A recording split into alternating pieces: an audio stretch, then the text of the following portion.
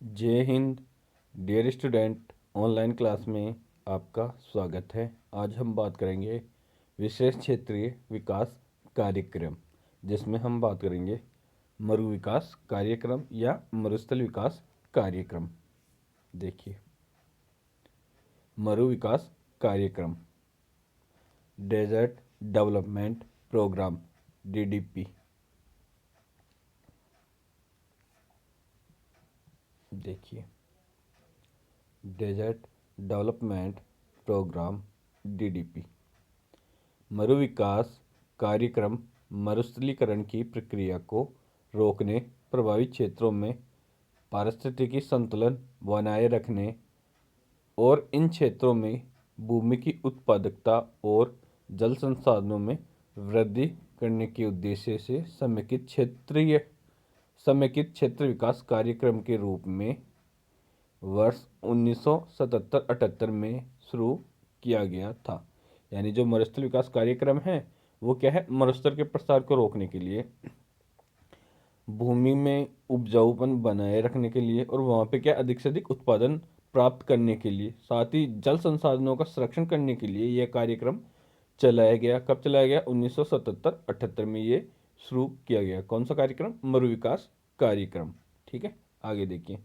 यह केंद्र चालित स्कीम है, यानी ये जो स्कीम है वो केंद्र सरकार द्वारा चालित स्कीम, यानी केंद्र सरकार द्वारा चलाया गया प्रोग्राम है। और वर्ष 1985-86 से इसका संपूर्ण व्यय भारत सरकार वहन करने लगी। यानी जो सन 1985-86 से इसका जो संपूर्ण व्यय है, मतलब इसका सारा जो खर्चा है वो भारत सरकार वहन करती है, यानी भारत सरकार लगाती है। उसमें जितना भी पैसा लगता है वो भारत सरकार लगाती है। यह कार्यक्रम 1977-78 में राष्ट्रीय कृषि आयोग की सिफारिश पर, यानी जो यह कार्यक्रम था वो 1977-78 में राष्ट्रीय कृषि आयोग की सिफारिशों के आधार पर चालू किया गया था। मतलब जो मरुस्थल विकास कार्यक्रम किसकी सिफारिश पर चालू किया गया था? तो आपका आंसर क्या होगा? राष्ट्रीय कृषि आयोग की सिफारिश पर 1977-78 में चालू किया गया था या प्रारंभ किया गया था। आगे देखिए, इसका उद्देश्य मरुस्थल प्रसार पर रोक लगाना। यानी इसका उद्देश्य क्या था? मरुस्थल प्रसार पर रोक लगाना, कि जो मरुस्थल है वो आगे नहीं बढ़े, मरुस्थल जहाँ तक है वहीं तक सीमित हो और इसे ज़्यादा से ज़्यादा कम किया जा सके। आर्थिक विकास करना तथा इन क्षेत्रों के लोगों को रोजगार उपलब्ध कराना। यानी इस क्षेत्र में क्या है, मरुस्थल पे तो रोक लगाना, आर्थिक विकास करना, क्योंकि जो मरुस्थल है उसे कृषि योग्य बनाना और लोगों के जो रोजगार के साधन उन्हें उपलब्ध कराना।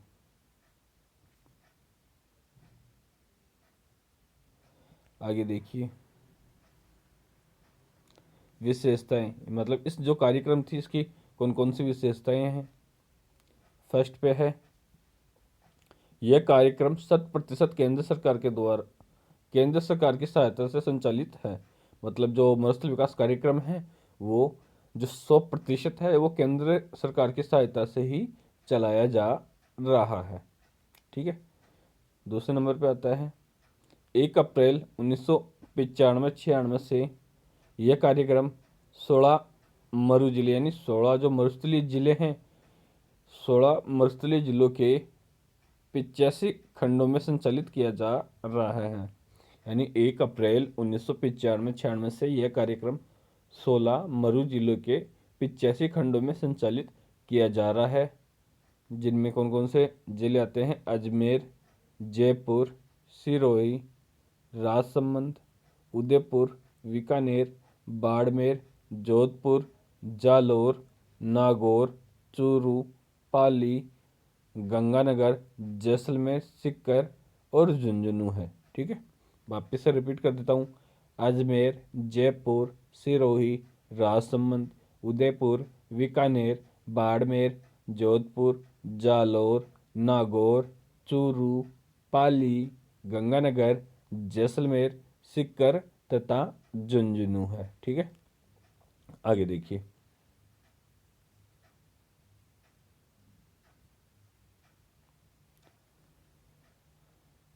वर्ष थर्ड नंबर पे देखिए, वर्ष 1995-96 से यह कार्यक्रम भी जल ग्रहण क्षेत्र क्लस्टर इंडेक्स के कैचमेंट आधार पर संचालित किया जा रहा है।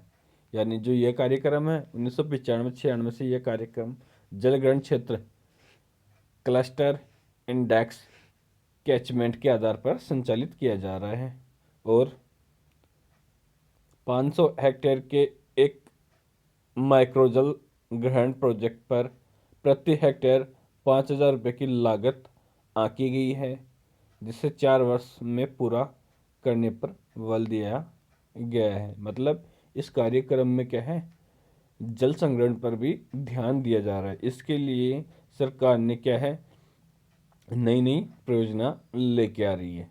ठीक है, आगे देखिए। चौथे नंबर पे है क्षेत्र विकास केवल लगभग 500 हेक्टेयर के वाटर शेडो के आधार पर क्रियान्वित किया जा रहा है।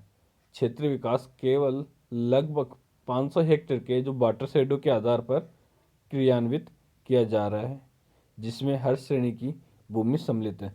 इसमें क्या है, हर श्रेणी की भूमि सम्मिलित है। जो 500 हेक्टेयर भूमि है, इसमें हर प्रकार की भूमि सम्मिलित की जा रही है, जिसमें बंजर भूमि भी आएगी, उपजाऊ भूमि भी आएगी, रेतीली, मतलब सभी प्रकार की जो भूमि आएगी वो इसमें सम्मिलित की गई है। ठीक है,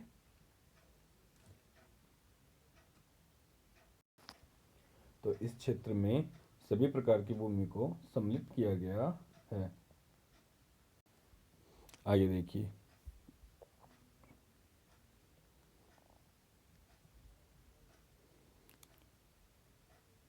इसमें निम्न प्रकार के कार्य किए जाते हैं जो सूखे की गंभीरता को कम कर सके, जीवन की गुणवत्ता को रोजगार के अवसर बढ़ा सुधार सके तथा लोगों के जीवन की अन्य दशाओं को उत्पन्न कर सके।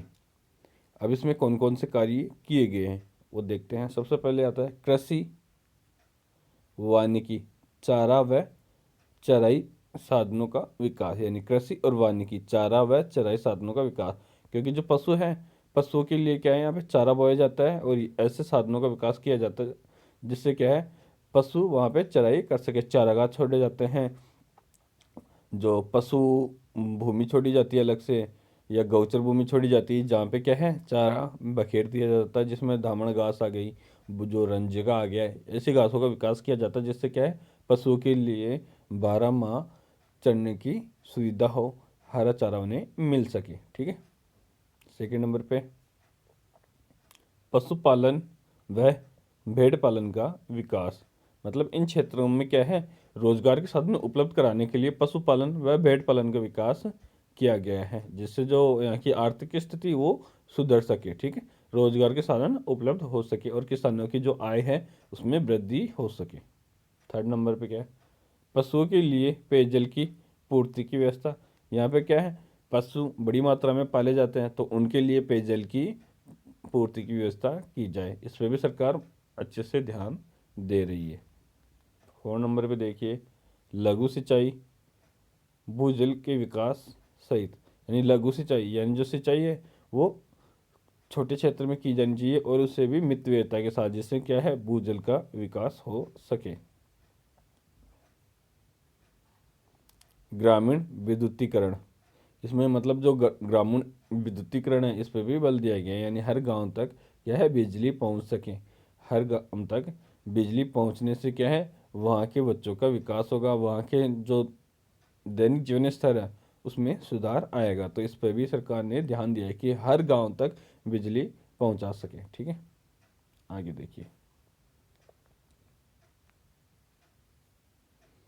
जल संसाधनों का विकास एवं आर्द्रता संरक्षण।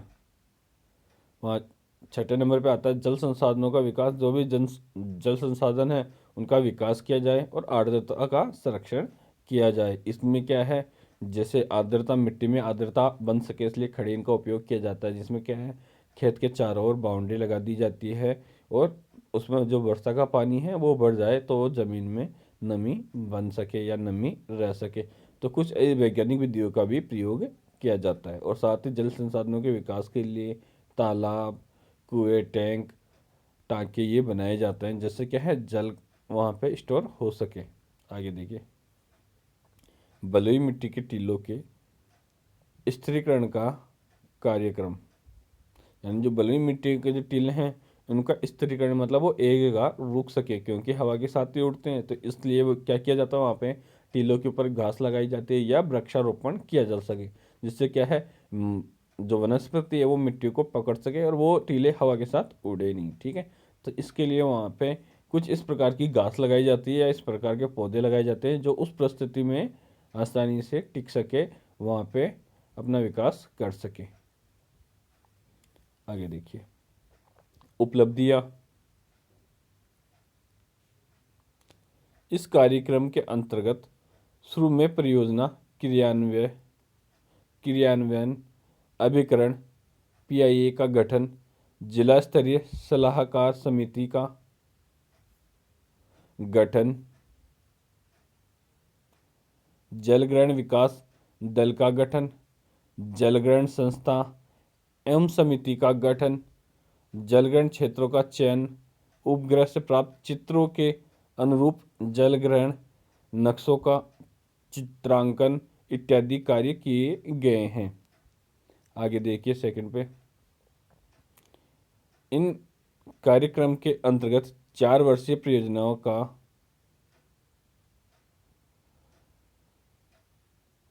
4 वर्षीय परियोजना काल हेतु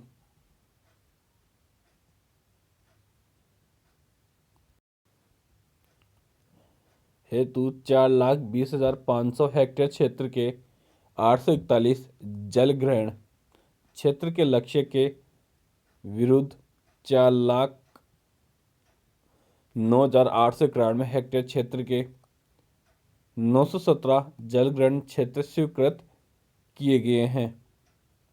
यानी जो क्षेत्र है वो कितने स्वीकृत किए गए? 917 जलग्रहण क्षेत्र स्वीकृत किए गए हैं। एवं स्वीकृत जलग्रहण परियोजनाओं के कार्य प्रगति पर है। जो जलग्रहण क्षेत्र स्वीकृत किए गए हैं उनके जो कार्य है वो अभी प्रगति पर है, कार्य चल रहा है। आगे देखिए थर्ड नंबर पे, कार्यक्रम के अंतर्गत जन सहभागिता को विशेष महत्व देते हुए स्वीकृत परियोजनाओं की कुल लागत की 80% जन सहभागिता के माध्यम से व्यय की व्यवस्था है। मतलब जो ये कार्यक्रम है इसमें क्या है, जन सहभागिता है उसे विशेष महत्व दिया गया है, यानी लोगों का जो आकर्षण है इसकी तरफ उस पर विशेष महत्व दिया गया है। परियोजना की कुल लागत की 80% जन सहभागिता के माध्यम से व्यय की व्यवस्था की गई है। आगे देखिए,